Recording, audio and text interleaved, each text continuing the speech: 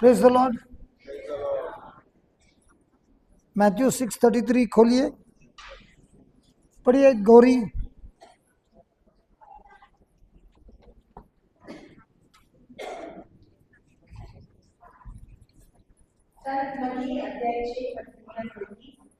तुम सबसे पहले ईश्वर के राज्य और उसकी धार्मिकता की खोज में लगे रहो और ये सब चीजें तुम्हें यूं ही मिल जाएगी। सब चीज कैसे मिलेगी? पहले क्या खोजना है और उसकी फिर ये सब कौन सी चीज है?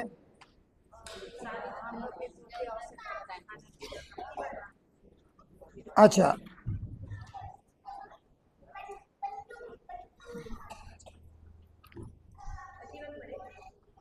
ट्वेंटी एट को पढ़ना, तभी समझ में आएगा कौन सी चीज। और कपड़ों की चिंता क्यों करते हो? ये चिंता कौन करते हैं? कपड़ों की चिंता पुरुष। बराबर। क्या पहनना है, कैसे पहनना है, कौन करता है? पुरुष। पुरुष। और ये प्रश्न मुझे किसने पूछा?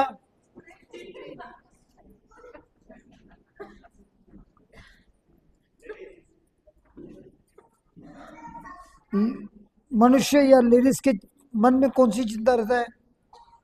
गौरी जरा पढ़ना वापस। और कपड़ों की चिंता क्यों करते हो? मैं जब सवेरे तैयार होता हूँ 1 घंटा चिंता करता हूँ आज क्या पहनना है। पूरा तैयार होने के लिए 1 घंटा लगता है मुझे। पाउडर मारना है, बाल बनाना है, शूज को चमकाना है, और ये लोग सब मेरा इंतजार करते रहते हैं।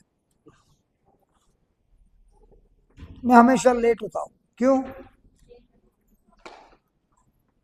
क्या पहनना है उसके लिए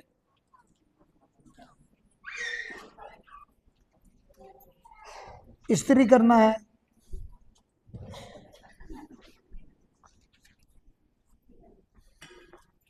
फिर खेत के फूलों को देखो। किसको देखो? फिर वे कैसे बढ़ते हैं? वे ना तो शौक करते हैं और ना काटते हैं। ये फूल बहुत खूबसूरत होता है। फूला फूल खूबसूरत होता है, और ये बहुत खूबसूरत होता है और बहुत मेहनत करता है, बहुत चिंता करता है। फिर 29 फिर भी मैं तुम्हें विश्वास दिलाता हूँ कि सुलेमान अपने पूरे ठाट बाट में उनमें से एक की भी बराबरी नहीं कर सकता था। फिर रे अल्पविश्वासियों, खेत की घास आज भर है और कल चूल्हे में झोंक दी जाएगी। यदि उसे भी ईश्वर इस प्रकार सजाता है तो वह तुम्हें क्यों नहीं पहनाएगा? इसीलिए यह कहते हुए चिंता मत करो क्या मत करो। आपने कभी चिंता किया है? किसमें किया है? कपड़ों में, दिखने में, सेल्फी में, खाना में, मकान में, सब चीज में।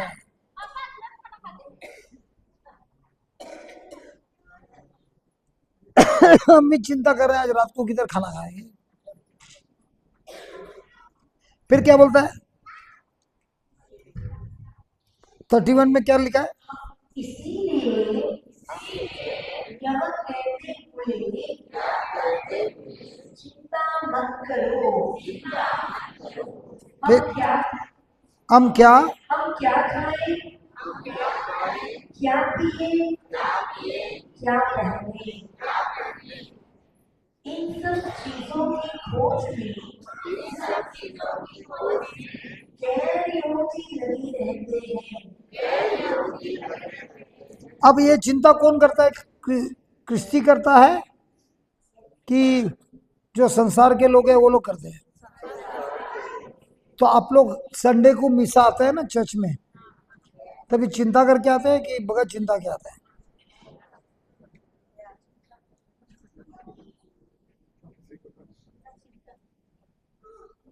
संडे को जब आते हैं ना, चिंता करके आते हैं कि बगैर चिंता के आते हैं? तो इधर लिखा है जो गैर, क्या लिखा है? इन सब चीजों की खोज में गैर योगी लगे रहते हैं। तो गैर यहूदी कैसे करते हैं? बाजू वाले को पूछना विश्वासी है कि गैर यहूदी है? क्या बोलते हैं बाजू वाला?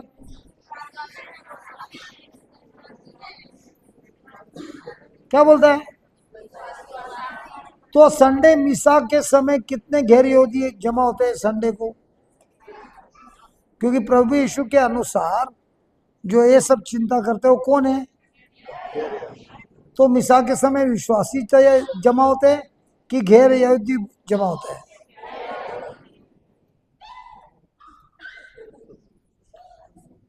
इतने साल से क्या सोच रहे थे?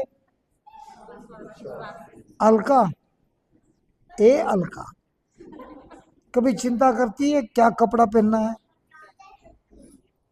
कैसा हेयर स्टाइल करना है, कितना काजल मारना है, कितना लंबा लिपस्टिक खींचना है? नहीं हो सकता।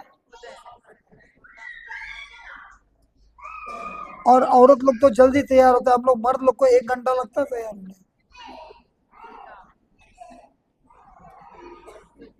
तो ज्यादातर गैर यहूदी कौन है? मैंने कुछ नहीं बोला, मैंने बोला वचन के अनुसार कौन है? और मेरे को ये प्रश्न पूछा किसने? बोले क्यों मैंने पूछा इससे? फिर तुम्हारा स्वर्गीय पिता जानता है कि तुम्हें इन सभी चीजों की जरूरत है। तो आपके जिंदगी में कोई चीज की जरूरत है? पिता को मालूम है, देता है।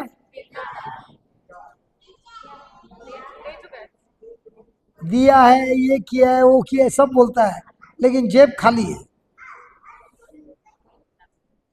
क्यों नहीं मिलता है? क्या प्रभु ने सबसे पहले क्या खोजने बोला? और आप लोग क्या खोज रहे हैं? आप लोग सबसे पहले क्या खोज रहे हैं? नौकरी, रोटी, कपड़ा, और वो पहला खोजता है कि ईश्वर का राज पहला खोजता है? जो स्वर्ग का राज खोजता है और उसमें धार्मिकता का जीवन खोजता है और उसे जीता है, उसको रोटी, कपड़ा और मकान ऐसे ही मुफ्त में उसके पीछे पीछे दौड़ता है। इसीलिए काफी लोग पूछते होंगे गौरी को, डेंजिल भाई को, तुम लोग रिट्रीट करता है, इतने लोग को खाना खिलाया जैसा शादी हो रहा है, आप तो चिकन भी खिलाया ना, अच्छा था क्या? सबको हड्डी खिलाया ना? हाँ बोल रहे देखो,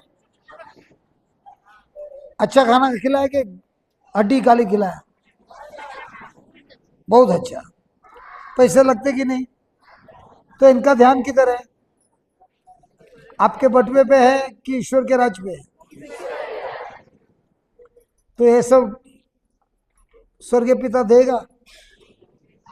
अगर कोई उल्टा करता है, बोलता है प्रभु मैं रात दिन प्रार्थना करूंगा रोटी कपड़ा और मकान के लिए, तो वो सही कर रहा है कि उल्टा कर रहा है? तो कितने साल से उल्टा चल रहा है?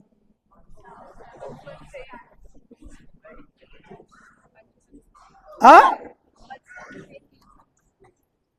आप क्या कर रहे हैं बहन जी? तो अभी सीधा चलना कब से चालू होएगा? जरूरी नहीं है।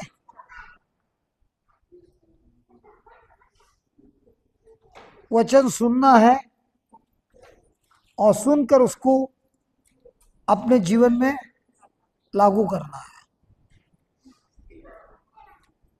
अभी मैं एक प्रश्न पूछता हूं।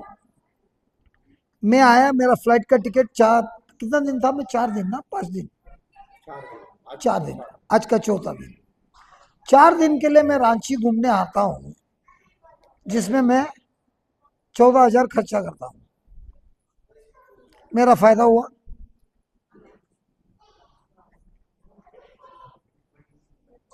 तो मेरे को 14,000 खर्चा करने की जरूरत है, क्योंकि उसने मेरे को बोला 50,000 देगी। अभी 5:30 बजे मैं देखूंगा ये देने वाली है कि नहीं देने वाली। इसके लिए आपके सामने पूछा ना, मैंने काम सही किया क्या? मेरे को आके पूछते क्यों, क्या हुआ? नहीं, मेरा 50,000 का सवाल है। बाद में बोलेगी बराबर पढ़ाया नहीं, इसके लिए कट कर दूंगी। तो बताइए, ये लोग खर्च कर रहे हैं, जो भी कर रहे हैं, अपना नाम कमाने के लिए, पैसे कमाने के लिए, किसके लिए कर रहे हैं? आप रोज आपका जीवन किसके लिए जी रहे हैं? पति के लिए, बच्चों के लिए। तो आप सबसे पहले क्या खोजते हो?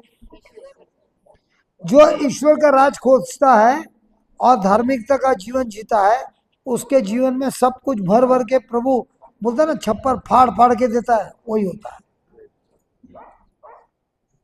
और जो पहले जो करना है वो नहीं करता है, रोटी कपड़ा और मकान के पीछे भागता है, जिंदगी खत्म होती है, रोटी कपड़ा और मकान उसको डॉजिंग करता है, आजा आजा आजा आजा।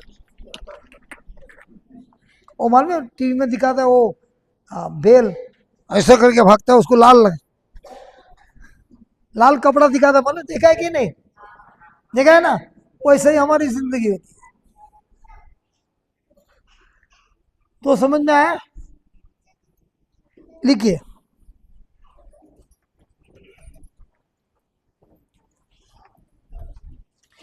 प्रभु यीशु हमें उदाहरण देता है मैथ्यू 6 में कि पक्षी खेती में फूल,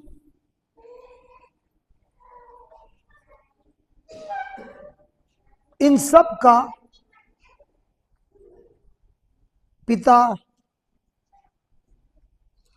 देखभाल करता है।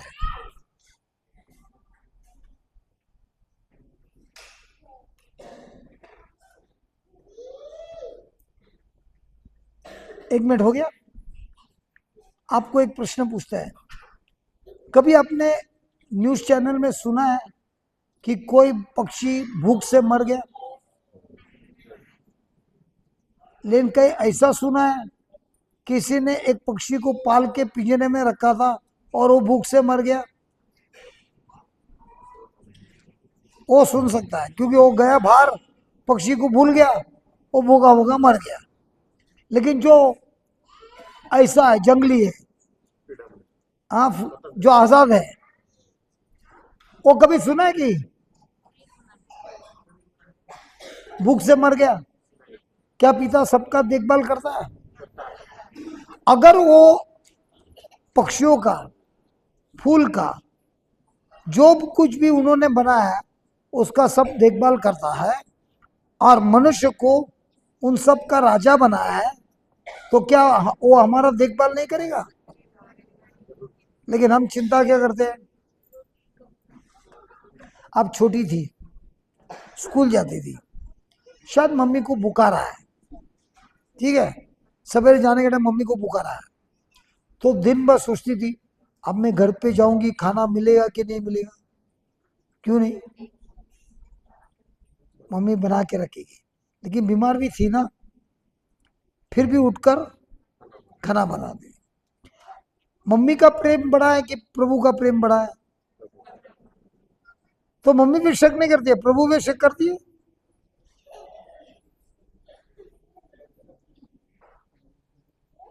गलत बोल रहा है?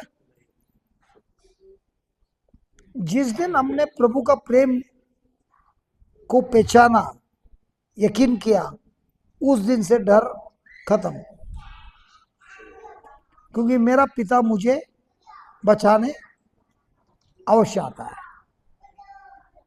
एक मेरी गवाही दे सकता हूं, मेरी स्टोरी को कभी ना नहीं बोलता है। जैसे मैंने कहा, मैं बहुत खतरनाक आदमी था, तो मेरे बहुत कम उम्र में प्रभु ने मुझे बहुत ज्ञान दिया था। धंधे में मैं बहुत उस्ताद था, और बहुत कम उम्र में मेरे पास बहुत पैसे आने लगे। 23 की उम्र में मैंने अपना मकान बनाया, और 23 और आधा में मैंने मेरी शादी कर ली। तो शादी होने के बाद मैं पिताजी के साथ रहता था। एक दिन हम थोड़ा लेट आ गए, तो पिताजी ने मुझे पूछा, क्या यह समय है घर आने का? तो मैंने पलट के बोला, मुझे इस घर में रहने की जरूरत नहीं है, मैं कल सवेरे मेरे बीवी बच्चों को लेकर जाऊंगा। और जाते जाते बोला, आप जो 1 महीने में कमाते हो ना, मैं कुछ घंटों में वो कमाता हूं, मुझे यहाँ रहने की जरूरत नहीं है। और दूसरा दिन मैं निकल गया। और बाइबल में लिखा है, जो व्यक्ति अपने माता पिता का आदर नहीं करता है, उसके जीवन में सब कुछ बिगड़ता है, और जो कोई भी माता पिता का आदर करता है, उसके जीवन में आशीर्वाद आता है, और उसकी उम्र लंबी होती है। तभी हम तो वचन में नहीं थे। उसके बाद मेरे जिंदगी में सब उल्टा सीधा हुआ, सब खत्म हो गया। और जब खत्म हुआ और मैं कर्जे में गिरा, अब मैं किसके पास जाऊंगा? पिताजी के पास जाऊंगा कि मम्मी के पास जाऊंगा? ए भाई लोग, आपने कभी गलती की तो किधर जाते हैं आप? पिताजी के पास कि मम्मी के पास? सब हम लोग, लड़का लोग किधर जाएगा? मम्मी। तो मैंने मम्मी को फोन किया और बोला, ऐसा ऐसा हुआ है। मम्मी ने बोला, कुछ लफड़ा नहीं करना, मैं डैडी से बात करूंगी। तो पिताजी मुझे मिलने आए, मेरा जो कर्जा था पूरा चुकता कर दिया, और मेरे को एक प्रश्न नहीं पूछा। ये नहीं पूछा, बोला था ना एक दिन, तुम जो 1 महीने में कमाते हो, मैं उसे कुछ घंटों में कमाता हूं। वो डायलॉग नहीं बोला, मुझे कर्जे से छुड़ाकर चले गए, एक शब्द नहीं बोला। वो जो कार्य मेरे जीवन में हुआ, उसमें मुझे एक समझ में आया, भले मैंने मेरे पिताजी के साथ बहुत उल्टा सीधा किया, लेकिन पिताजी ने मुझसे प्रेम करना बंद नहीं किया। जब तकलीफ में था, वही पहले आया मुझे बचाने। अगर ये मेरा पिताजी आ सकता है, तो मेरा स्वर्गीय पिताजी मेरे से कितना प्रेम करता है। इस रिश्ते से हमको समझ में आया कि अगर मेरा पिताजी का पहचान होता है, स्वर्गीय पिताजी का, तो मुझे यकीनी मालूम है मेरा स्वर्गीय पिता मुझे जरूर बचाने आएगा। मेरा सारा कर्जा वो ही चुकता करेगा, लेकिन मुझे उसके राज्य को, उसके धार्मिकता को, उसके बोले हुए वचन को प्रेम से, अधिक कुछ उनके अधिकार से नहीं, जबरदस्ती नहीं, कुछ अलग मकसद से नहीं, प्रेम के मकसद से उनका आदेशों का पालन करना होगा। और यही मैं सीखा। सबसे पहला आता है बीवी, बच्चे या स्वर्ग का राज। आपके जीवन में कौन आता पहला?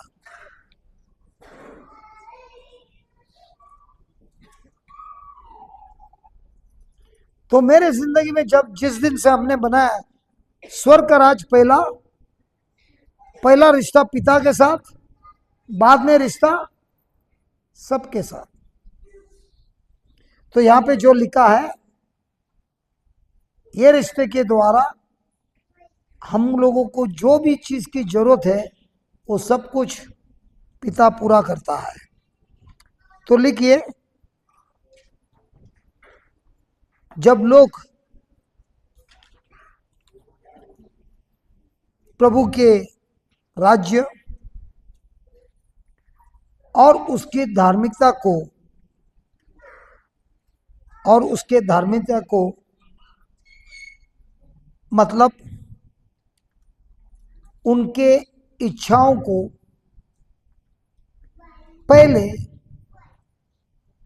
पहले संसार के इच्छाओं से बढ़कर खोजते हैं, तो उन्हें अनुभव होता है प्रभु का प्रोविजन। ए गौरी, क्या हुआ? प्रोविजन।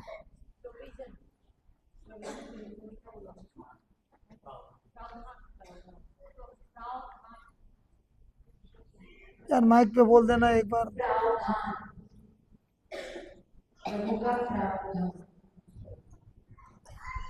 परिणाम क्या होता है? प्रभु का तो जब बोलता है सबसे पहले क्या खोजना है? प्रभु का राज्य और उसकी धार्मिकता का मतलब क्या है? उसकी इच्छा। उसकी इच्छा मतलब क्या है? जो कुछ भी वचन में लिखा है वो उसकी इच्छा है। तो जब मैं उसको सबसे श्रेष्ठ बनाता हूं संसार की इच्छा से भी, तब उसका परिणाम क्या होता है? प्रभु का प्रावधान मेरे जीवन में प्राप्त होता है। उदाहरण इब्राहिम।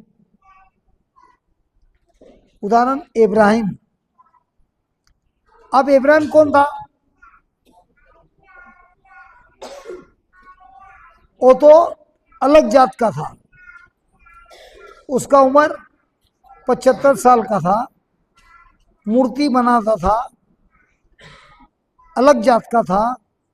और प्रभु ने उसके 75 की उम्र में अपने खानदान से अलग करते हुए उसे बुलाया। अब अब्राहम गरीब था कि अमीर था? अमीर था। 75 साल, उसकी बीवी 65 साल, और ऐसे जगह पे बुला रहा है जिसका पता नहीं है। कोई जाएगा?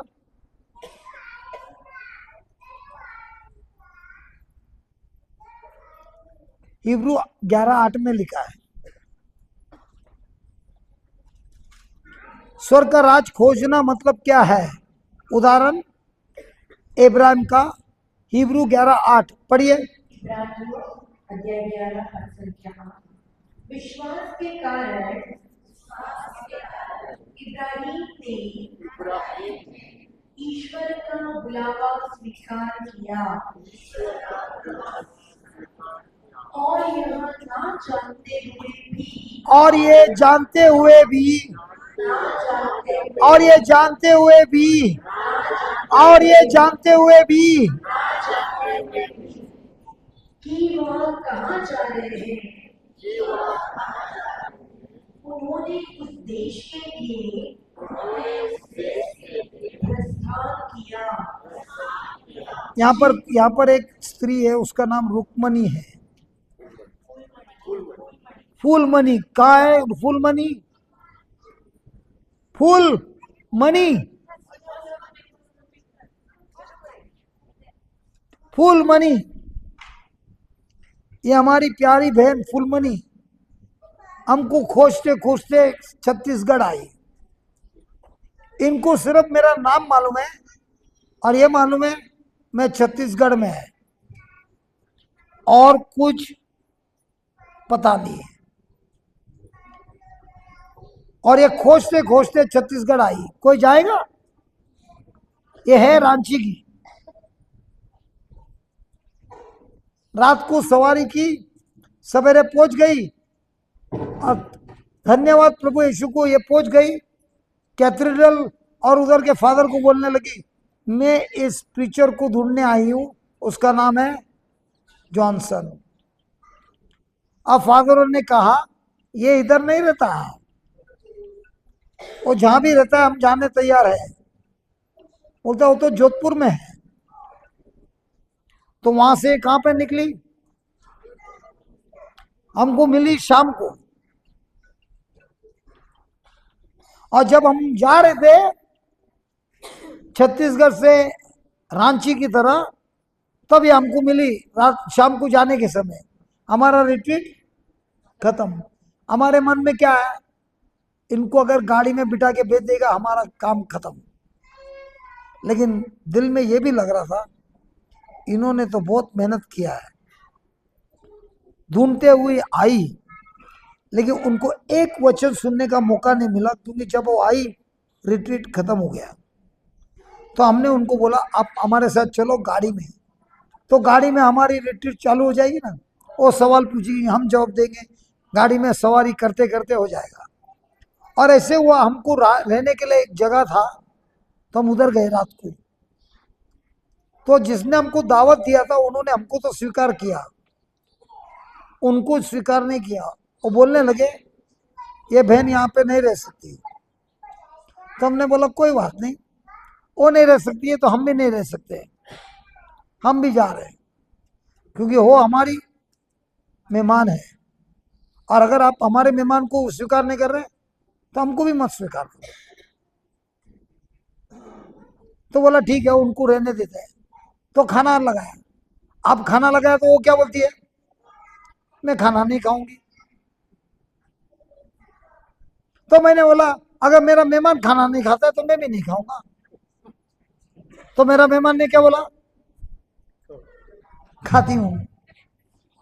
कितना हमको उन्होंने सताया मन में, खाना नहीं खाऊंगी। उसको मालूम नहीं मेरे को भी भूख लगी थी, लेकिन उसको भूख नहीं लगी थी। तो उन्होंने खाया, हमने खाया, सोए। दूसरा दिन वापस चालू हो गए। हम यहाँ पर दोपहर को पहुंचे। तो अब कौन सा आसान है इसको यहाँ से रांची से उनके घर पहुंचाना कि बोलना 2-3 दिन हमारे बिटिया लोग हैं यहाँ पे, फ्लोरेंस और ये लोग हैं, इनके साथ रहना। तो बोले ठीक है हम रहते हैं। 3 दिन इनके साथ रही और घर गई। 1.5 महीने के बाद हमको फोन आया कि रुक्मणी ने अपने गांव में जाके जो वचन सुना था उधर के लोगों को सुनाया, और वापस मालती में फोन किया और कहा क्या आप लोग मेरे गांव में आ सकते हो क्या? किसने? फूलमणि ने। और ये लोग गए, सोचा रहेगा 15-20 लोग रहेंगे। कितने थे गौरी? नहीं 200 के ऊपर थे। कितने थे फूलमणि?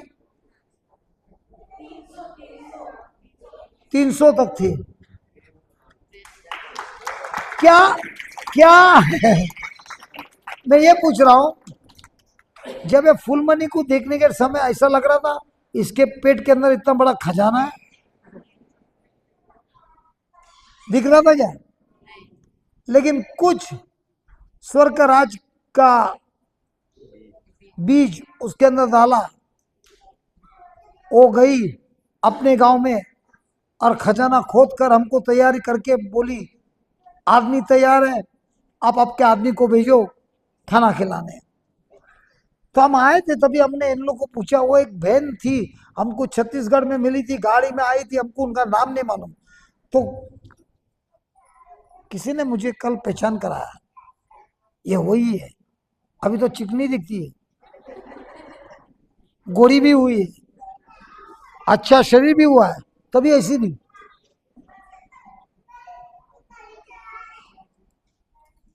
इसका मतलब क्या है? ये क्या खोजने आई थी? स्वर्ग का राज, और उसका क्या मिला? तो जब भी मैं अभी अब्राहम के बारे में पढ़ता हूं ना पता ना कुछ, फिर भी वो निकला। इनको पता था? इनको ये भी नहीं मालूम है कैसे दिखता है, कैसे दिखता हूं मैं। Praise the Lord. और जब रास्ते से हम लोग आ रहे थे, पूरा रास्ता ये क्या करिए, गाड़ी भी गंदी।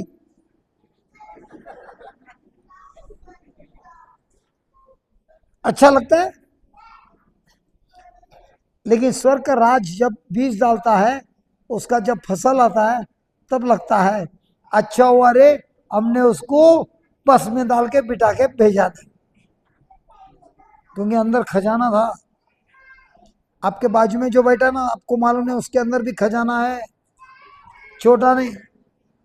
देखा, खजाना का बात किया तो कैसे अमेन अमेन अमेन अमेन, अरे वो अंदर से ही आता है, अमेन अमेन। खजाना का बात किया, अमेन अमेन। वही वही स्वर्ग राज का खजाना। Praise the Lord. तो लिखिए,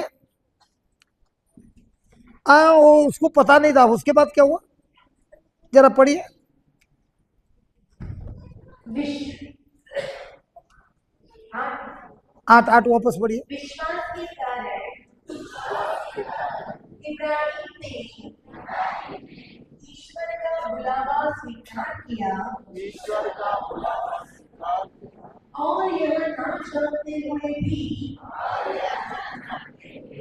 कि वह कहाँ जा रहे थे,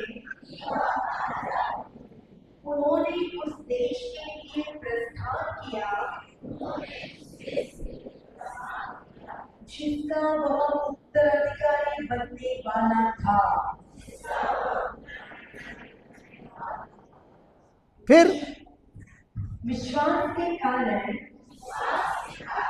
वह परदेशी की तरह प्रतिज्ञात देश में बस गए, और वहाँ इसहाक तथा याकूब के साथ, जो एक ही प्रतिज्ञा के उत्तराधिकारी थे, तंबुओं में रहने लगे। Praise the Lord. 75 की उम्र में कोई जाएगा? अलका तू इधर आई ना दिल्ली से, इनसे पता लिया कि ऐसे ढूंढने निकली? हम भी पता लेके ही आए, लेकिन इब्राहिम ने कैसे निकला? पता था। तो स्वर्ग के राज में काम करने के समय आपके पास पता है कहाँ जाना है, क्या करना है।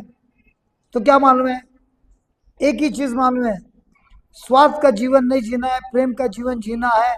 और जो लोग मेरे जीवन में आते हैं, उनके साथ हमको प्रेम से रिश्ता रखना है। तो अगर डेंजिल मुझे मिलने आता है, 1 घंटा हम लोग बात करते हैं, बात करने के बाद वो जाता है, मैं जाता है, मुझे ये प्रश्न पूछना है, अब ये जो हमारा मुलाकात हुई, इन दोनों में फायदा किसका हुआ, मेरा या डेंजिल का? अगर मेरा हुआ तो मुझे फसल मिली, अगर उसका हुआ तो मैंने बीज बोया। तो स्वर्ग का राज में हमको फसल लेना है कि बीज बोना है? ज्यादातर हमारा ध्यान किधर रहता है? तो रिश्तों में हम क्या देखते हैं, ढूंढते रहते हैं, फसल या बीज? इसके लिए फसल खा खा के फसल ही हो गया, बीज तो डाला ही नहीं। खेती में कुछ उगेगा? अरे आप लोग सब किसान है ना? अरे किसान है कि नहीं है? तो बीज नहीं डालेगा फसल आएगा? खाली क्रिश्चियन वाला किसान होता है जो बीज डालता नहीं है, रोज प्रभु से प्रार्थना करता है, प्रभु इस साल मुझे बड़े फसल दो। अब प्रभु वहां से बोलता है, बेटा बीज डालेगा कभी? फसल तो मैं देने तैयार हूं, लेकिन बीज डालने का काम तुम्हारा है ना? नहीं प्रभु, आप ऐसा चमत्कार करो, मैं बीज नहीं डाल रहा हूं, फसल दे दो। तो हमारा जो मकसद होता है, अमेन अमेन, बीज डालने में होता है कि फसल खाने में होता है? Amen amen hallelujah. किस में होता है? गौरी सच्ची बोल, फसल में होता है कि बीज में होता है? फिर कहां से खेती आएगी यार? आपको लगता है मैं आपको टोक रहा हूं? बता रहा हूं आपका मिस्टेक, ताकि आप करेक्शन करें। तो जब मैं मिलूंगा वापस, तब आप बोलेंगे मैं भी निकला प्रभु के राज में, नहीं जानता था कहां जाना है, लेकिन जितने लोग को मिला एक ही देख रहा था, मैं बीज बोने वाला हूं, फसल काटने वाला नहीं हूं। अब बीज बोते बोते मुझे ही नहीं मालूम पड़ा कब फसल मेरे पीछे पीछे दौड़ता है। इसके लिए मैं लोग को हमेशा बोलता हूं, मैं रोज एक ही काम करता हूं, बीज डालता हूं। फसल जब आएगा जरूर आएगा, कब आएगा मालूम नहीं, कितना आएगा मालूम नहीं, अच्छा आएगा मालूम है। क्यों? बीज अच्छे डाले। लिखिए, ये बड़े अक्षर में लिखे, जो कुछ भी मेरे जीवन से जाता है, जो कुछ भी मेरे हाथ से जाता है, जो कुछ भी मेरे हाथ से जाता है, मेरे जीवन से कभी अलग नहीं होता है। जो कुछ भी मेरे जीवन से, मेरे हाथ से जाता है, मेरे जीवन से अलग नहीं होता है। वो बीज मेरे भविष्य में जाता है, वो बीज मेरे भविष्य में जाता है, और गौरी मल्टीप्लाई होता है।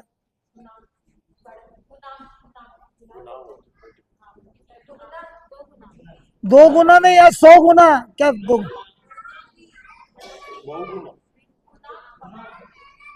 माइक पे बोल तो भी गौरी।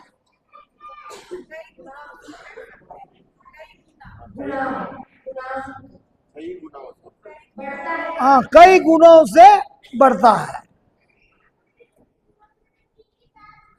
क्या लिखा आपने? जो कुछ भी मेरे हाथ से निकलता है, मेरे जीवन से कभी अलग नहीं होता है। वो बीज है जो भविष्य में जाता है और कई गुनाहों से बढ़कर वापस आता है। तो अभी बताइए, आपके हाथों से अगर स्वार्थी बीज गया, बढ़कर क्या आएगा?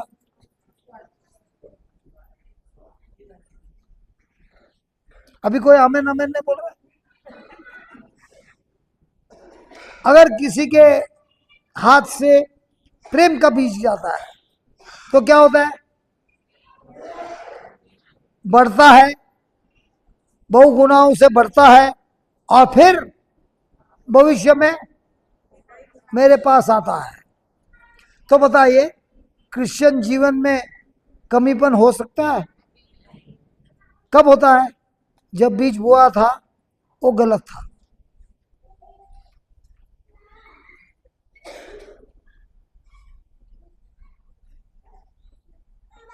इब्राहिम को कहा था, इब्राहिम को कहा था अपने घर को छोड़, अपने परिवार को छोड़,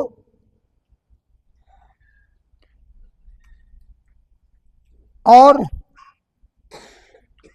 जहां जा उस देश में जो उसने कभी देखा ही नहीं था, जो उसने कभी देखा ही नहीं था। फिर उसे पूछा गया कि उसके बेटे इसहाक की कुर्बानी, फिर उसे पूछा गया उसके बेटे इसहाक की कुर्बानी और इसी बेटे से उसको मिलना था वंश।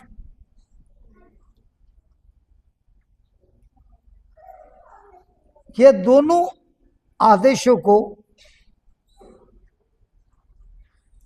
ये दोनों आदेशों को इब्राहिम ने पूरा किया, इब्राहिम ने निभाया। उसने ईश्वर के धार्मिकता को और उनकी इच्छाओं को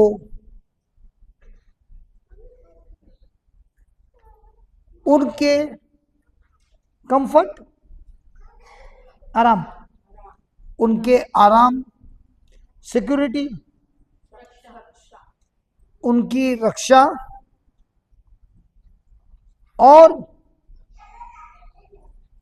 बहुत गहरी मानसिक इच्छा, मानसिक इच्छा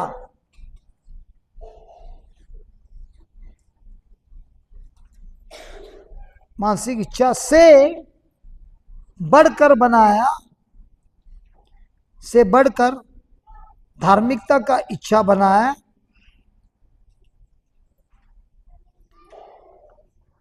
और यही होता है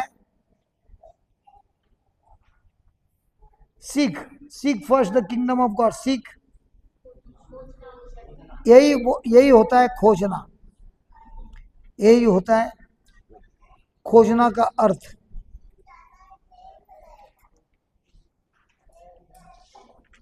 तो प्रभु क्या बोलता है, सबसे पहले क्या खोजना है? तो इसका मतलब क्या है? ईश्वर के आदेशों का पहला स्थान देना। और इब्राहिम के जीवन में हमने दो चीज बहुत महान देखा है। सबसे पहले अपना घर सब छोड़ दिया, जमीन सब छोड़ दिया, परिवार सब छोड़ दिया और गया। और दूसरा, अपनी बेटी की कुर्बानी भी दे दी। प्रभु बोलता है ये जब खोजेगा तो तुमको क्या मिलेगा? सब कुछ तुम्हें यूं ही मिल जाएगा। Everything else will be added unto you, added, जोड़ दिया जाएगा। तो लिखिए जोड़ देना मतलब, जोड़ देना मतलब ईश्वर ने इब्राहिम को वादा किया, ईश्वर ने इब्राहिम को वादा किया कि वह उसे एक महान राष्ट्र बनाएगा।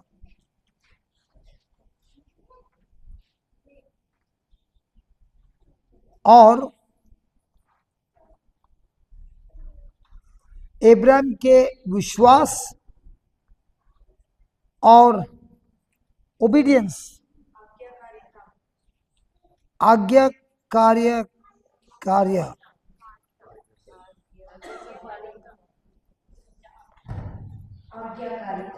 हाँ, आज्ञाकारी था।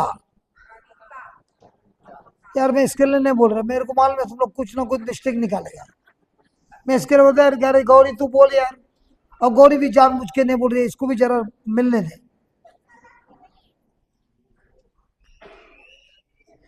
ईश्वर ने उसके जीवन में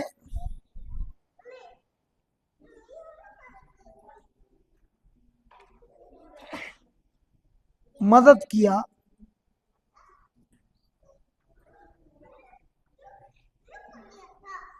जब बेटे की कुर्बानी देनी थी, जब बेटे की कुर्बानी देनी थी, तब ईश्वर ने उसे एक रैम, एक मेमना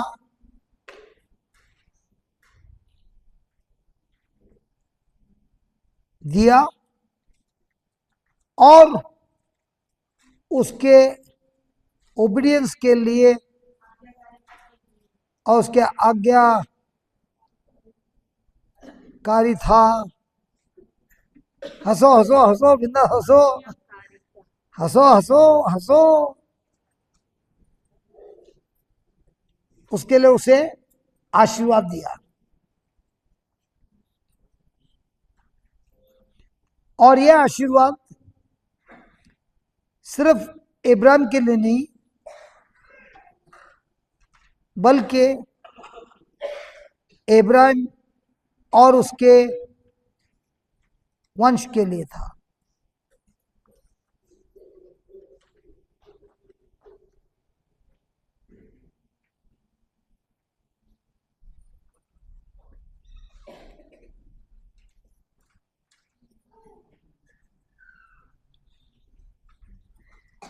बहन जी, सेटिस्फाइड? नाराज नहीं है ना? प्रेम के पास जाएंगे।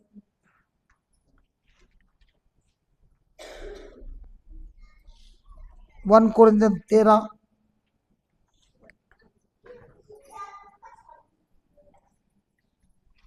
पढ़िए, 4 के बाद। हाँ मालूम है मुझे, पढ़िए। 1 कोरिन्थियों 13 वचन संख्या 4। प्रेम सहनशील और दयालु है। प्रेम ना तो ईर्ष्या करता है, ना ठीक मानता, ना घमंड करता है। हाँ, ना ना ना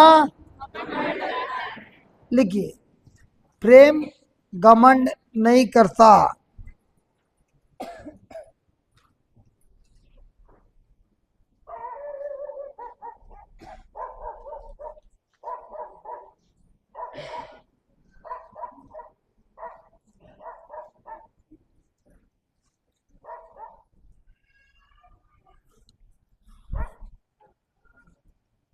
फिलिपिन्स 3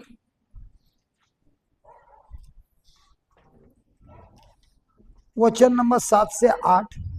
एक काम करना, 4 से चालू करना। फिलिपियों अध्याय 3 वचन संख्या 4। हालांकि मैं भी शरीर पर गौरव कर सकता हूँ। ये कौन बोल रहा है? पॉल बोल रहा है। फिर यदि कोई यह समझता है कि वह शरीर पर गौरव कर सकता है, तो मैं और भी ऐसा कर सकता हूँ। 8वें दिन मेरा खतना हुआ था। मैं इजरायली बेन्यामीन वंशी और इब्रानियों की इब्रानी संतान हूँ। संहिता के पालन की दृष्टि में मैं फरीसी था। मेरा धर्मोत्साह ऐसा था कि मैंने कलीसिया पर अत्याचार किया। संहिता पर आधारित धार्मिकता की दृष्टि में मैं निर्दोष था।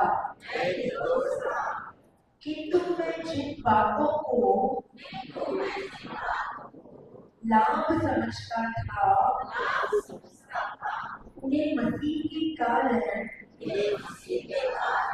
हानि समझने लगा हूँ। तो यहाँ पे क्या बोल रहा है? प्रेम क्या करता है? घमंड नहीं करता।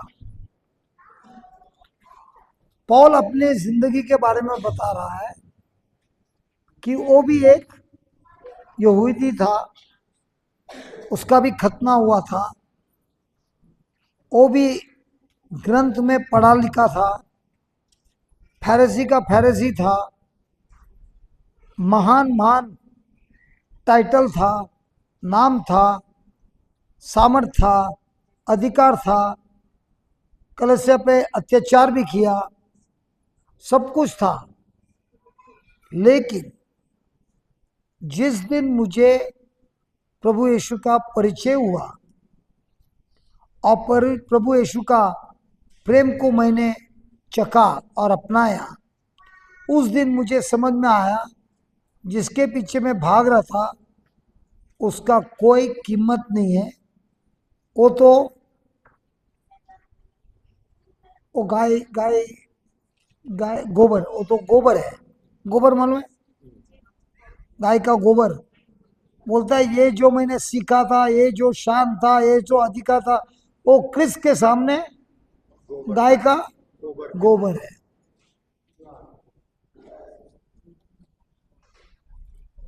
तो जो मैं संसार में समझता था सबसे श्रेष्ठ है, उसके पीछे मैं भागता था। लेकिन यीशु के साथ मुलाकात होने के बाद ये सब कुछ, उसका वैल्यू यीशु के सामने सिर्फ गोबर का है। तो बताइए, इतना बड़ा अधिकारी, इतना बड़ा शोहरत, इतना बड़ा पावर, इतना बड़ा टाइटल, इतना बड़ा सब कुछ था, ये सब कुछ छोड़कर पौलुस ने प्रभु यीशु को अपनाया। आसान है? क्यों आसान नहीं है? जिधर मेरा ध्यान होगा वही मेरा इच्छा होगा। एक प्रश्न पूछता हूं, दिन में आपका वक्त किसके साथ आप बिताते हो? आपका वक्त किसके साथ बिताते हो सबसे ज्यादा?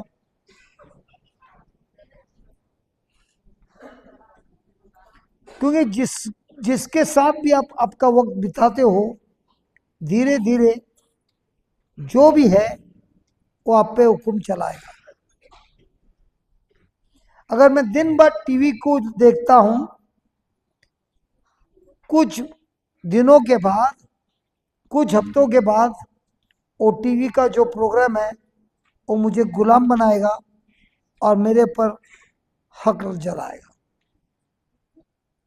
अगर आप ज़्यादा से ज़्यादा टाइम बाइबल के साथ निकालते हो तो धीरे धीरे ये बाइबल आपके जीवन को चलाएगा और आपके जीवन को सामर्थ से भरकर आपको जिताएगा। तो आप आपका वक्त किसको दे रहे हैं?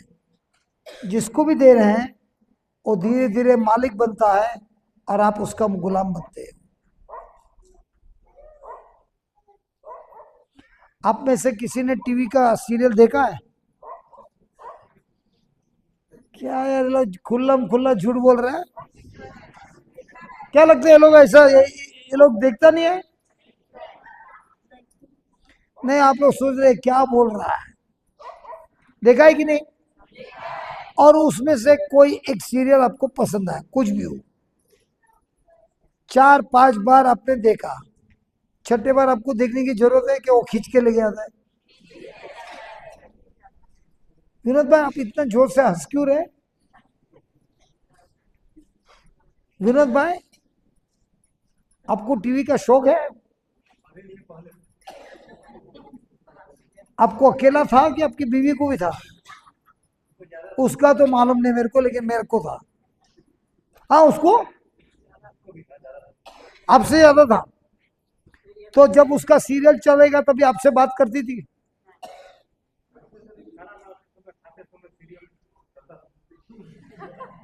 तो खाना खाने के टाइम भी सीरियल चलता था, तो खाना इधर जाता था कि इधर जाता,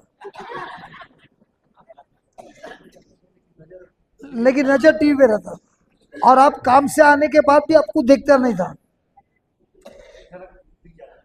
हाँ, एक एक झलक आपके पास, बाकी का पूरा वक्त उधर। और फिर बोलता है मेरे से आप प्यार नहीं करते हो। उनका प्यार किससे था, आपसे था कि सीरियल से था? बहन जी, सीरियल से था। अब फिर अभी भी है, बहुत मुश्किल हुआ, फिर बंद कैसे हुआ? किसको धाड़ा? वचन, वचन का ऐलान किया और धाड़ा, किसको धाड़ा? पति को कि सीरियल को? तो गया, कितना दिन से बंद है? बिल्कुल नहीं देगा।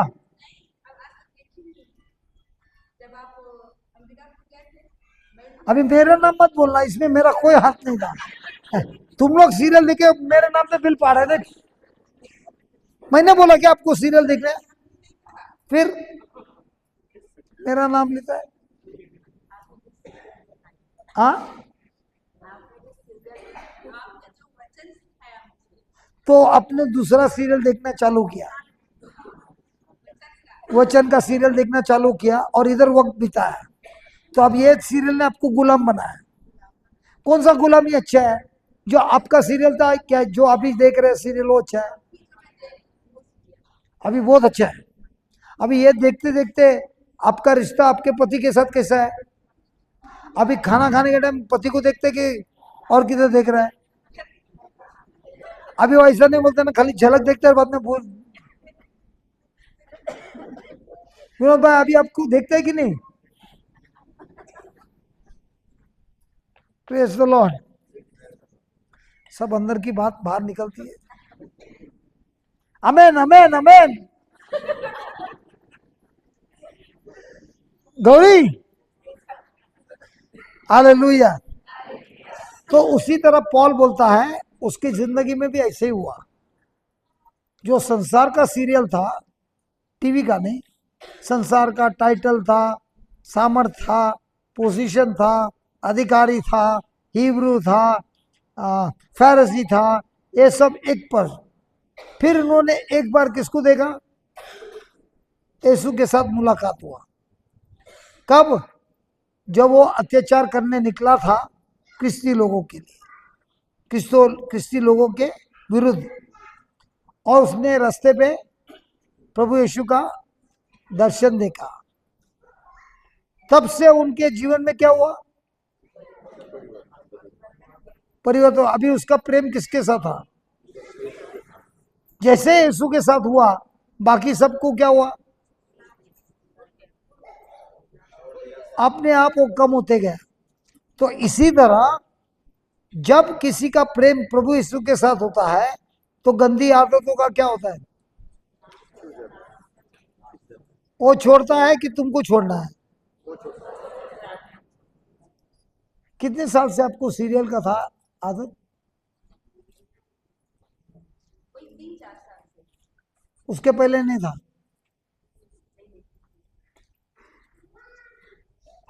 विनोद भाई आपने कितना प्रार्थना किया इनके बदलने के लिए?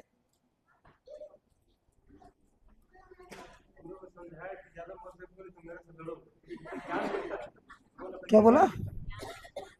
क्या बोला? ये बहुत फास्ट हिंदी बोलता है।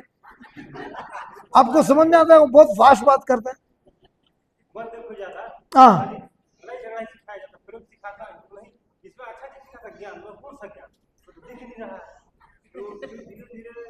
वही झगड़ा करने लगी।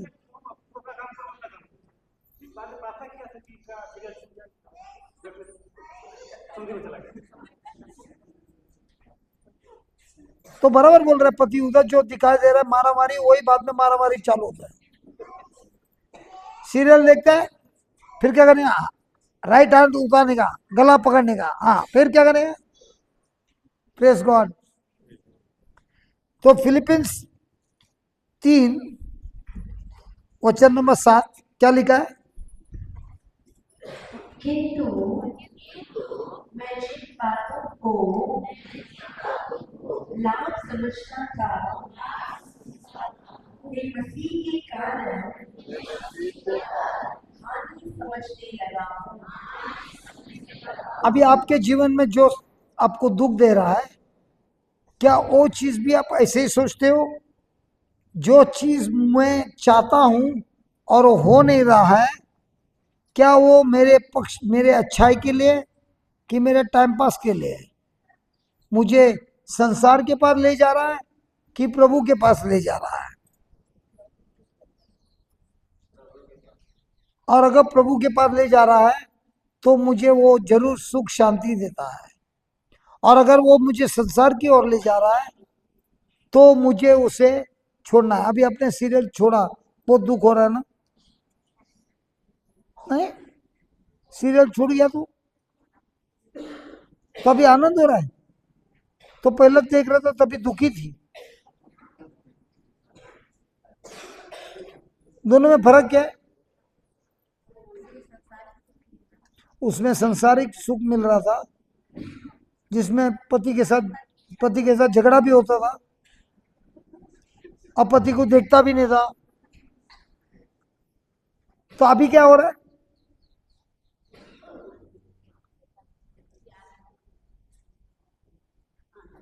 अभी आनंद हो रहा है। अभी अब जब बदली हुई, पति भी रिट्रीट के लिए आए, पहले आए थे, इतने साल से क्या बोल रही थी? आओ ना, आओ ना। और बोलते तेरा सीरियल देख के मैं क्या के लाया हूं। जैसे वो बंद हो गया, अब तो लिव इन के लिए आ गए। छुट्टी लेके आए कि छुट्टी मिली थी कि नहीं मिली थी? Praise God. तो लिखिए, पौलुस का कन्वर्शन, पौलुस का बदलाव,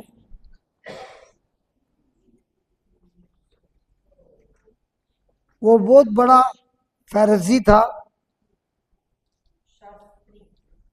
शास्त्री था, बहुत ज्ञानी था, अधिकारी था,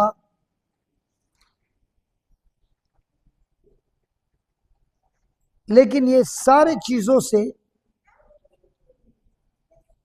आत्मा में अंधा था।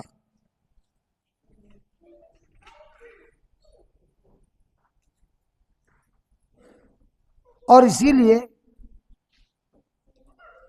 लोगों पर अत्याचार करता था।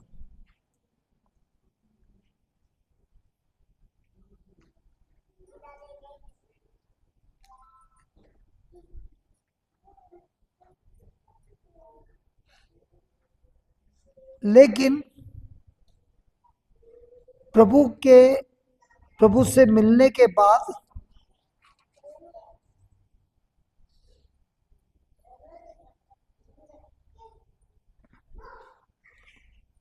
जो कुछ भी प्रिय था, जो कुछ भी उसे प्रिय था, वह अब सब क्रिस के कारण नुकसान था।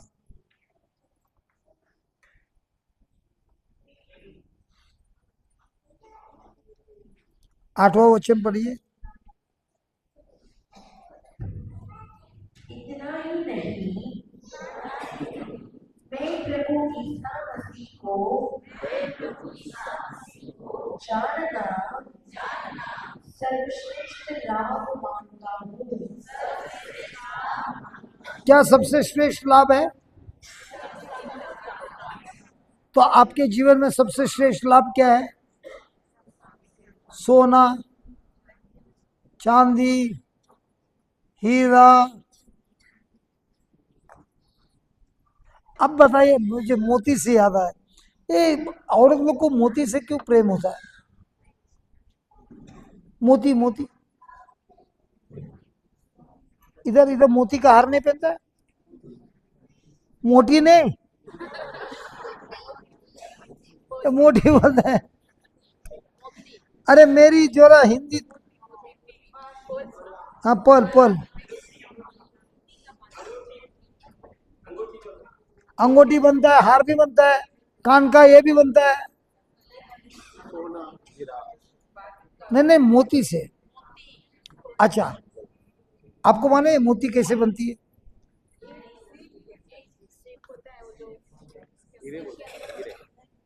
एक मछली होती है जिसका नाम है ऑयस्टर। वो उसका शेल होता है, शेल। शेल को क्या बोलते हैं?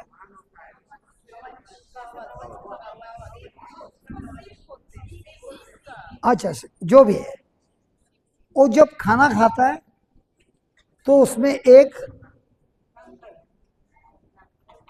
रेत का एक टुकड़ा उसके अंदर जाता है।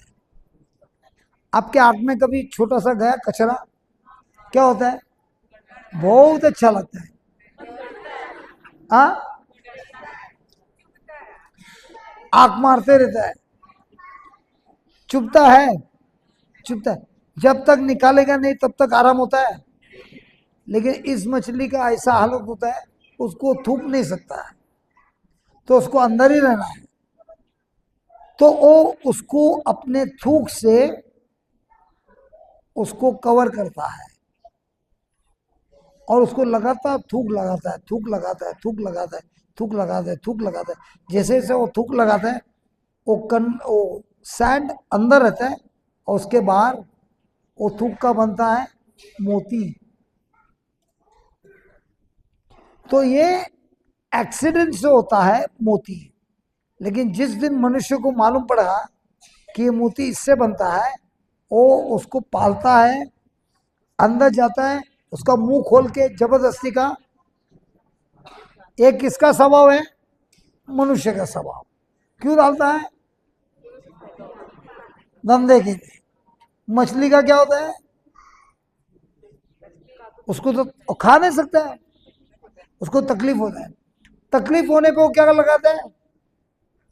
अपनी थूक लगाता है।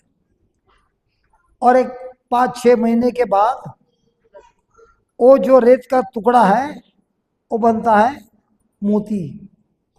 तो औरत लोग मोती क्यों बनते हैं?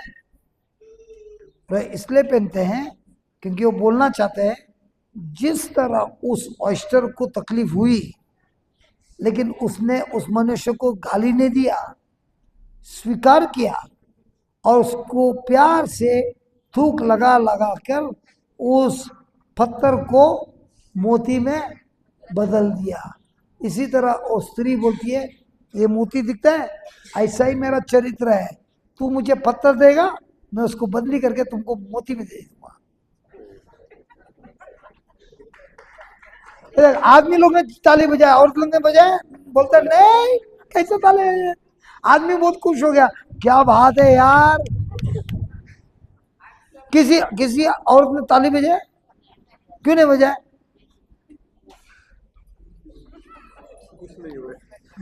आप लोग खुश नहीं हुए? यार मैं इतना अच्छा उदाहरण दिया आपके लिए। हाँ, वो तो मैंने बनाया स्टोरी। उन लोग को तो मोती अच्छा लगता है, लेकिन वो मोती पहनते हैं तभी सोचते हैं ये क्या है मोती? ये मोती उस मछली का जीत की ट्रॉफी है कि मुझे इरिटेशन हुआ, लेकिन मैं उस इरिटेशन पे काबू किया, नफरत से नहीं, प्रेम से उस रेत को स्वीकार किया, और प्यार से थूक लगा लगा के जो आड़ा टेढ़ा था पत्थर, उसको स्मूथ बना के, एकदम चिकना बना के वापस मनुष्य को दिया।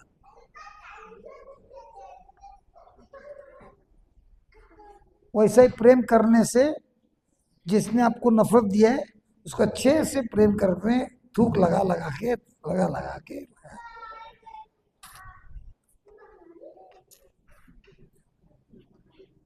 अब ये लोग सब महिला लोग घर जाएंगे, पति बोलेगा इस रिट्रीट में ऐसा क्या खास बात है यार, मैं जो देता हूं मुझे पलट के मोती मिल रहा है।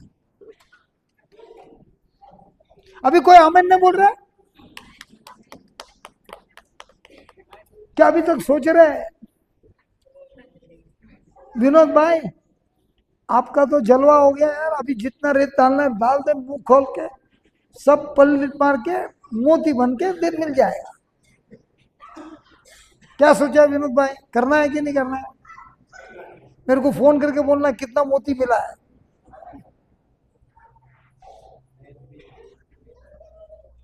Praise the Lord. लोग सब नाराज हो गए गौरी। हाँ, एग्जाम्पल अच्छा पता है।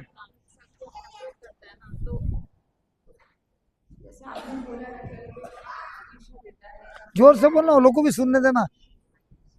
अगर कोई हमें ऑफर करता है हम फिर देता कभी मतलब कुछ भी गलत करता है तो हमें जैसे मंथली उस रेट को लगा लगा के बहुत ही बनाता है, बहुत ज़्यादा बिजनेस बनाता है। वैसे ही हमें लोगों को जब वो हमें कोई नफरत देते हैं तो हमें प्लान ईश्वर ये बहुत अच्छा एग्जाम्पल मुझे लगा कि हम सबको करना चाहिए। यही अच्छा लगा, बाकी कुछ यार 3 दिन से मैं पढ़ा रहा हूँ, यही खाली अच्छा लगा। सब अच्छा लगा मतलब अभी तो आपने बताया। Hallelujah, thank you Jesus. बाजू में पूछना, मोती बनाने आता है?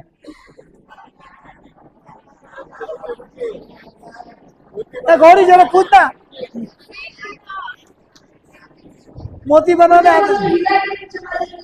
हीरा ने, हीरा ने, हीरा ने, मोती मोती।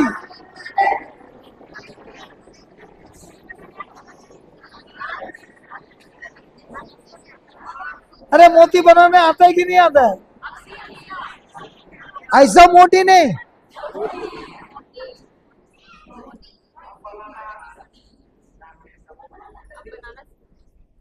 अब बनाना सीखे। कितने लोग का डिवोर्स हो गया मोती बनाने के बदले? डिवोर्स कब होता है? अरे डिवोर्स कब होता है? बोल बोल बोल। डाइवोर्स कब होता है जब फाइल के बीच में पेमेंट होता है, क्या होता है? पेमेंट होता है फिर उसके बीच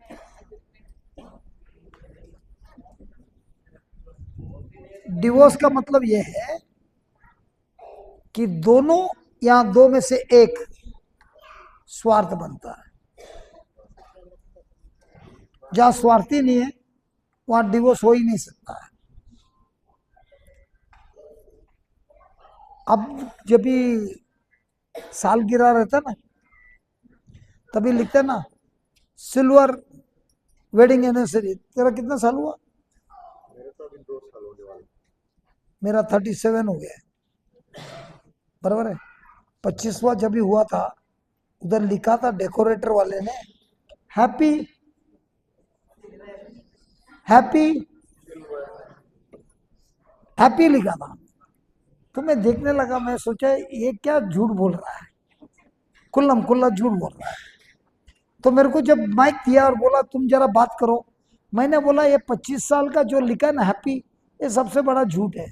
जाके मेरे बीवी को पूछो, 12 साल तो इसको बहुत सताया। आपने कभी किसी का वेडिंग एनिवर्सरी में गए थे? लिखा रहता ना हैप्पी, वो सच्ची में पूरा 25 साल हैप्पी रहता है? पूरा का पूरा टोपी मारता है और सबको लगता है ये लोग का जोड़ी में कुछ हुआ ही नहीं, खाली हैप्पी हैप्पी हुआ है। झूठ है। अब तो ऐसा लिखने का था ना 25 साल से टिका है, हैप्पी क्यों लिख रहा है?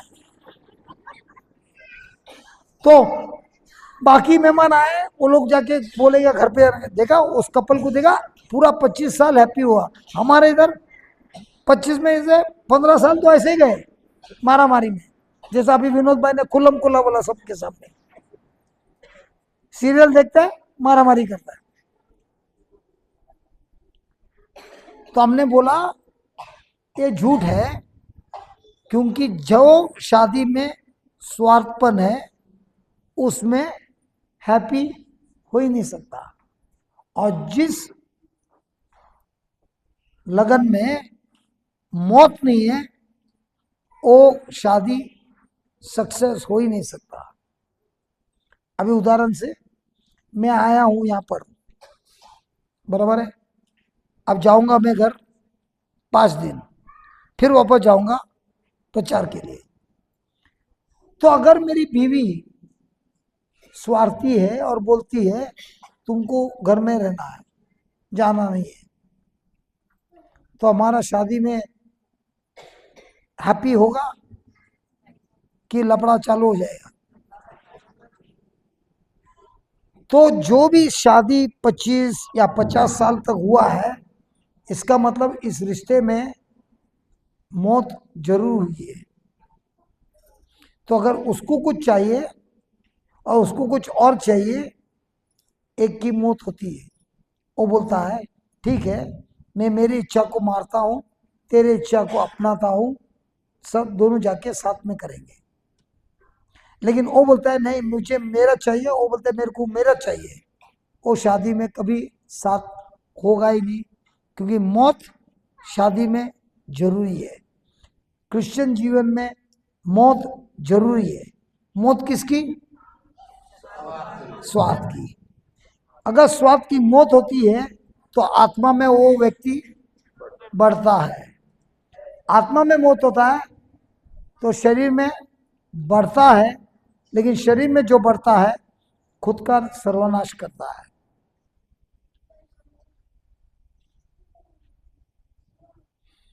Praise the Lord. Thank you Jesus, hallelujah. फिर संत पौल बोलता है, लिखिए,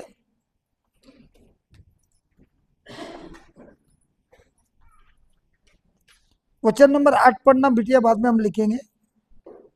क्वेश्चन नंबर 8। इतना ही नहीं, मैं प्रभु यीशु मसीह को जानना सर्वश्रेष्ठ लाभ मानता हूँ। क्या क्या सर्वश्रेष्ठ लाभ है? और आपके जीवन में क्या श्रेष्ठ है? ईसा मसीह को जानना कि ईसा मसीह से कुछ पाना? जानना कि पाना? अब तक पाने का सोच रही थी, और यही सोच रही थी पाएगा तो आनंद होगा। चलो पा लिया। जैसे एक पा लिया, दूसरा भी वापस बोलेगा और कुछ पाना है, वो भी मिल गया। फिर बोलेगा और कुछ पाना है, वो भी मिल गया। तो हमेशा क्या करना है? पाना है, पाना है, पाना है। और देर होता है तभी दुखी होना है, दुखी होना है, दुखी होना है। लेकिन संत पौल क्या बोलता है? मेरा सबसे श्रेष्ठ चाहत क्या है? यीशु के साथ रिश्ता बनाना, उन्हें जानना। फिर और इस ज्ञान की तुलना में और इस ज्ञान के तुलना में हर वस्तु को हर वस्तु को हानि मानता हूँ। हर हर वस्तु को क्या मानता हूं? हानि भी मानता हूँ। हानि मतलब नुकसान। नुकसान। क्या हम ऐसा मानते हैं? क्या हमारे जीवन में प्रभु यीशु की जानकारी सबसे श्रेष्ठ है, या प्रभु यीशु से कुछ पाना सबसे श्रेष्ठ है? आप लोग जवाब तो बराबर दे रहे, तूने इधर क्यों रेटे रखा? तो सबका जवाब सही है। हाँ,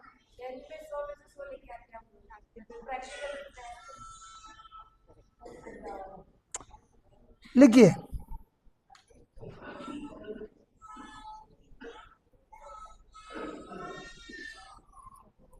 वचन नंबर 8 कहता है कि पौल ने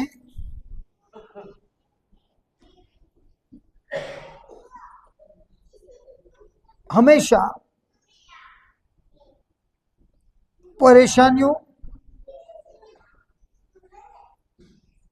परेशानियों बीटिंग बीटिंग को क्या बोलता है, उसको मारा ना, चाबुक से मारा, मार खाना, नाव का टूटना, नाव का टूटना, या नाव टूट गया ना उसका, हाँ, जेल जाना,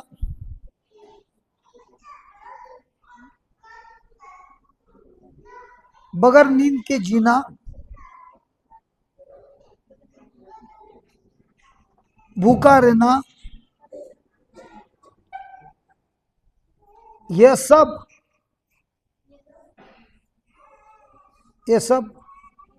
शुभ समाचार प्रचार करने के लिए, शुभ समाचार प्रचार करने के लिए अनुभव किया था।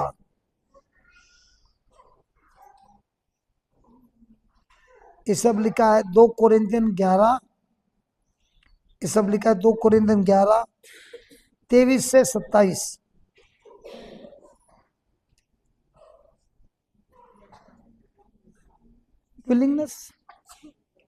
विलिंगनेस इच्छा, यह इच्छा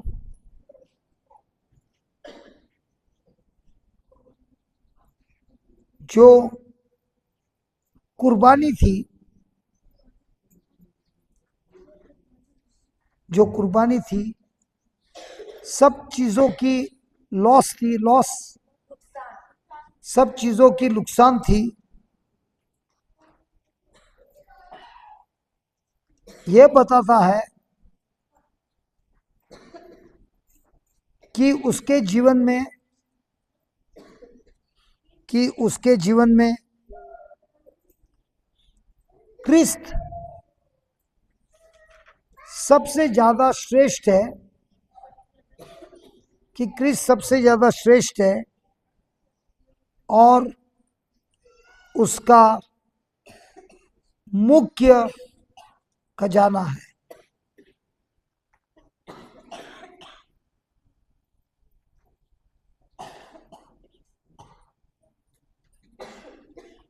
नेक्स्ट पैराग्राफ, संत पौल हमें सिखाता है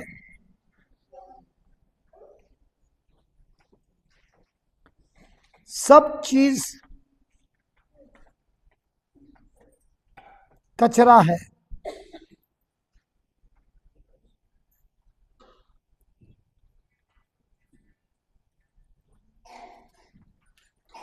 उसने कलसिया के खिलाफ अत्याचार किया था,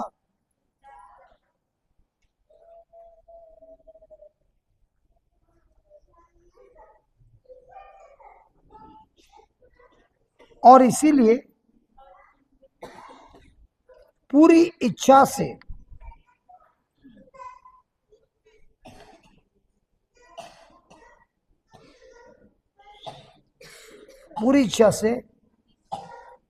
उन्हीं लोगों से अत्याचार स्वीकार किया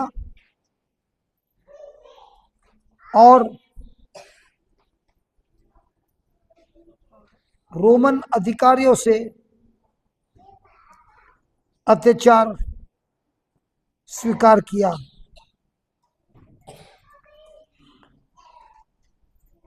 जो कुछ भी उन्होंने अपने बल से प्राप्त किया था, जो कुछ भी उसने अपने बल से प्राप्त किया था,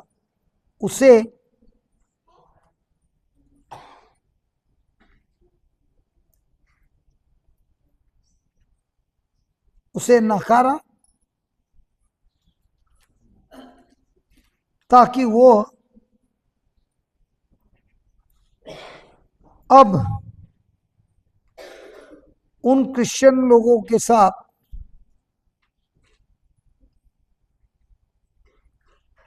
जुड़ जाए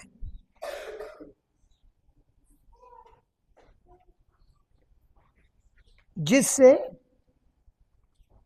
वो साबित करता है कि उसका पिछला जीवन इसका कोई कीमत नहीं है।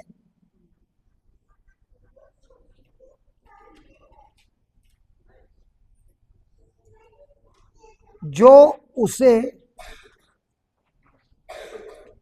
क्रिस्त के द्वारा नया जीवन मिला था।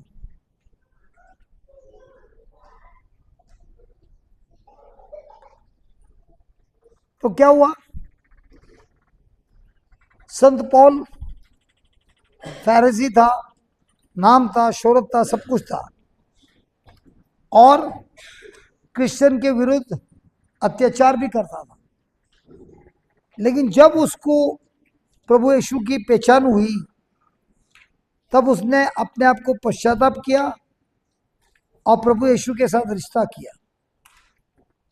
और जो कुछ भी उसके लिए धन था, अब उसके लिए वो कचरा हुआ यीशु के साथ रिश्ता बनाने में। और जब वही यहूदी उसके बाद अत्याचार करने लगे जो पहले वो करता था, तब पौलो ने उनको अत्याचार करने आज़ादी दिया, उन पर विरोध नहीं किया, झगड़ा नहीं किया, लेकिन स्वीकार किया। और इससे साबित होता है कि क्रिस्त के साथ रिश्ता उसका इतना गहरा हुआ कि अब उनका अत्याचार भी उनके लिए कुछ नहीं लग रहा था।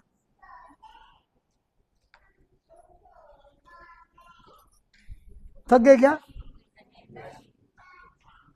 Praise God, hallelujah. एक गीत लेके वापस चालू करेंगे, क्योंकि बहुत लोग को थोड़ा थकावट लग रहा है और मेरे को भी थकावट हो रहा है। एक गीत लेगा, बाद में चालू करेंगे। चलेगा? चलेगा क्या?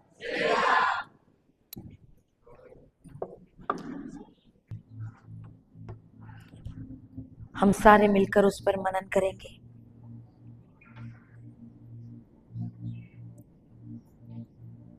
परमेश्वर, आपने हमें बड़े ही गहराई से सिखाया कि आपका प्रेम हमेशा रक्षा करता है, हमेशा भरोसा लाता है, हमेशा आशा को लेकर आता है।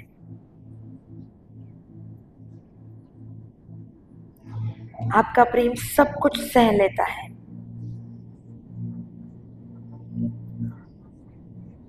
हाँ परमेश्वर, आपके प्रेम के कारण मैं अपने जीवन में दूसरों के प्रति हमेशा आशावादी रहती हूँ। आपका प्रेम ही है परमेश्वर जो सिखाता है बिना हार माने कठिनाइयों को सहन करना। जैसे संत पौलुस ने किया। संत पौलुस कभी असफल नहीं रहे, क्योंकि उनमें आपका ईश्वरीय प्रेम था। प्रेम कभी भी असफल नहीं होता, क्योंकि आपका वचन कहता है जहां भविष्यवाणियां हैं शायद वो भी समाप्त हो जाएगी, जहां भाषाएं हैं वो भाषाएं भी शांत हो जाएगी, जहां ज्ञान है वहां वो मिट जाएगा। लेकिन आपका ईश्वरीय प्रेम सदा शाश्वत और स्थिर है। वो कभी नहीं खत्म होगा।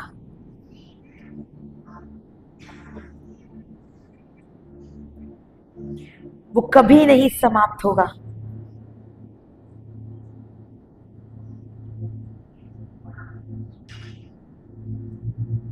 हम धन्यवाद देते हैं परमेश्वर, तेरा प्रेम ही है जो हमारे जीवन में पूर्णता को लेकर आता है।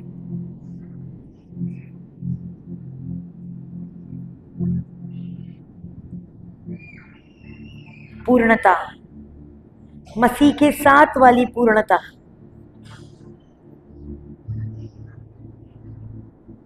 परमेश्वर, तोहफे तो समाप्त हो जाएंगे, लेकिन आपका पूर्ण प्रेम कभी समाप्त नहीं होता, क्योंकि जब पूर्णता आती है, जो थोड़े समय के लिए है, वो लुप्त होते जाता है। और जब यीशु मसीह आप लौटेंगे और जब हम आपके साथ उस अनंत काल में प्रवेश करेंगे,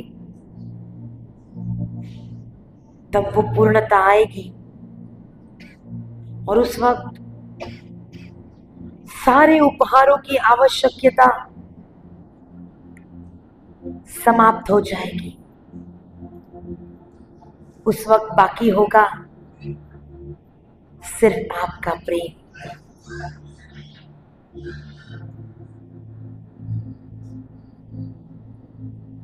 जब हम बच्चे थे, हम बच्चों की तरह बोलते थे, हम बच्चों की तरह सोचते थे, बच्चों की तरह तर्क करते थे। लेकिन आज जब हम बड़े हुए हैं, तो ये सारी आदतें पीछे छूट दी हैं। यही अंतर है हमारा वर्तमान और हमारे भविष्य को पूर्ण अवस्था के बीच, जो दर्शाता है एक ऐसे बच्चे को जो अब परिपक्व बन चुका है, जिसके अंदर यीशु मसीह का प्रेम है। वो व्यक्ति परिपक्व बन गया है।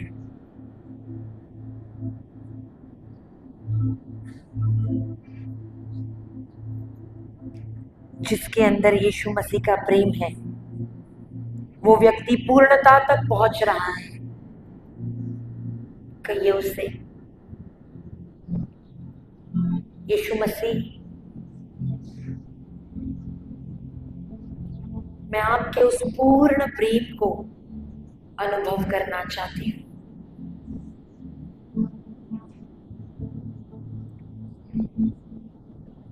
मैं आपके उस पूर्ण प्रेम को आज अनुभव करना चाहती हूँ।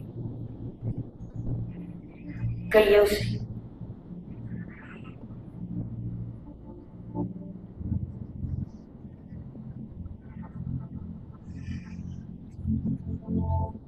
मैं अपने आप को आपकी नजरों से देखना चाहती हूँ।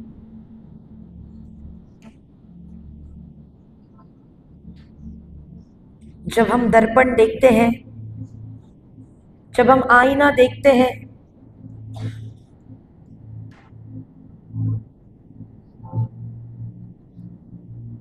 उस आईना में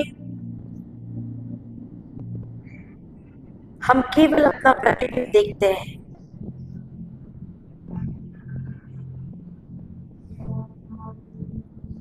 लेकिन परमेश्वर का प्रेम, उसका वचन, वो दर्पण है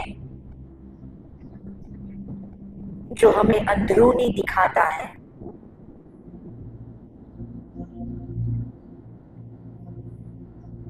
कहिए उससे, आज मैं वो दर्पण देखना चाहती हूँ। आज मैं वो आईना देखना चाहती हूँ,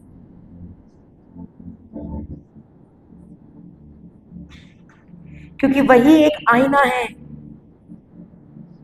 जिसके माध्यम से मैं पूरी तरह से जाना चाहती हूँ।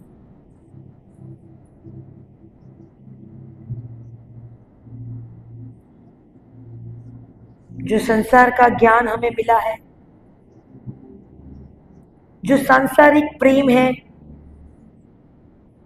वो धुंधला है। वो एक धुंधला प्रतिबिंब दिखाता है, लेकिन जो हमारे पास है, परमेश्वर के प्रेम का आईना, आज उस आईने से अपने आप को देखिए, जिस तरह परमेश्वर आपको देखता है।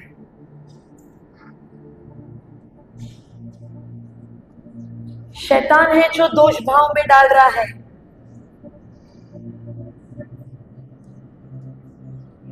कि तू तो लायक ही नहीं है, लेकिन ईश्वर के प्रेम के आईने से अपने आप को देखिए।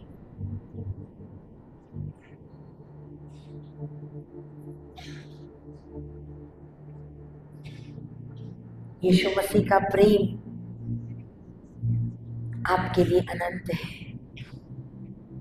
और वही हमारी असली पहचान है।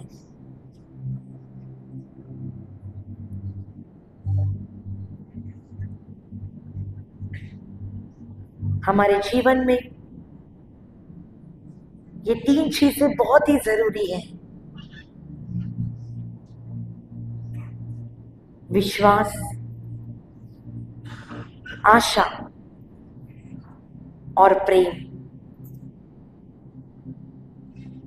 लेकिन इन तीनों में सबसे बड़ा अगर कोई है तो वह प्रेम है। मनुष्य का नहीं, बल्कि ईश्वरीय प्रेम।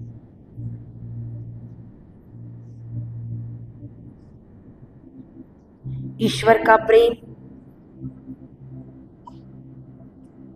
दूसरों के प्रति हमेशा निस्वार्थ है, और इस प्रेम में कई सारे गुण हैं। ये सबसे महान है, क्योंकि यही प्रेम के माध्यम से हम उस पर आशा करते हैं और हम उस पर भरोसा करते हैं। भविष्य की आशा और वर्तमान का विश्वास, यह हमें ईश्वरीय प्रेम में बढ़ाता है।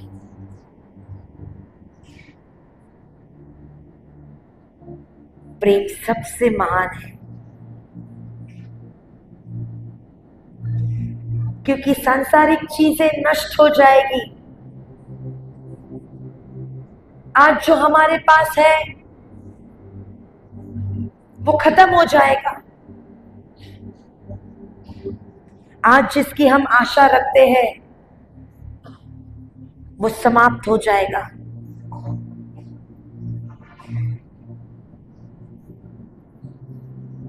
पर ईश्वरीय प्रेम सबसे ऊंचा और सबसे महान।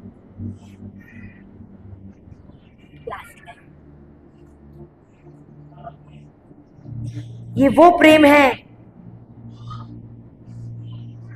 जिसे हम अनंत काल तक अपने साथ लेकर चलेंगे। ये कभी नहीं खत्म होगा, क्योंकि यही हमारे जीवन का आधार है और यही हमारे जीवन की प्रेरणा है।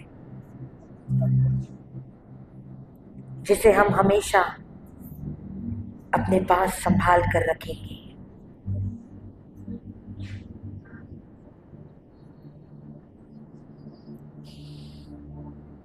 धन्यवाद पिता। प्रभु यीशु, हम आपको धन्यवाद देते हैं कि आज के पूरे दिन में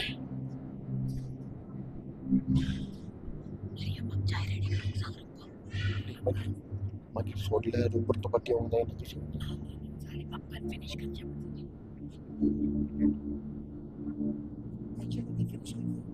तुमका काट घेऊका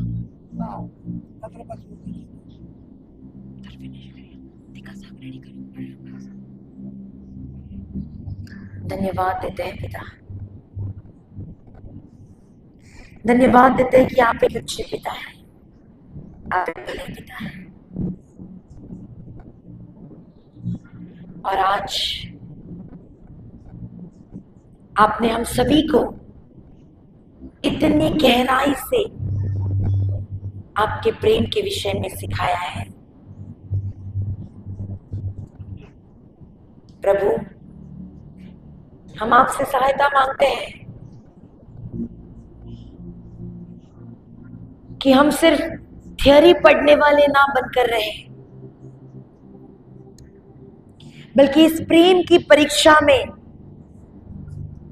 सहायता कर कि संत पौलुस की तरह, इब्राहिम की तरह, आपकी तरह हम भी इस प्रेम की परीक्षा में हर दिन पास हो सके। Help us Lord. धन्यवाद देते हैं पिता इस शिक्षा को हमें समझाने के लिए। हम विश्वास की घोषणा करते हैं परमेश्वर कि आज के बाद से हमारा जीवन पहले जैसा कभी नहीं होगा। आज के बाद से हम हमेशा ईश्वरीय प्रेम में चलने वाले व्यक्ति बन गए हैं। यीशुआ, धन्यवाद देते हैं परमेश्वर। सारा आदर महिमा आपको देते हैं और धन्यवाद की ये प्रार्थना करते हैं हमारे स्वर्गीय पिता के इकलौता पुत्र प्रभु यीशु मसीह के नाम से। आमेन, आमेन, आमेन। कम ऑन, हम यीशु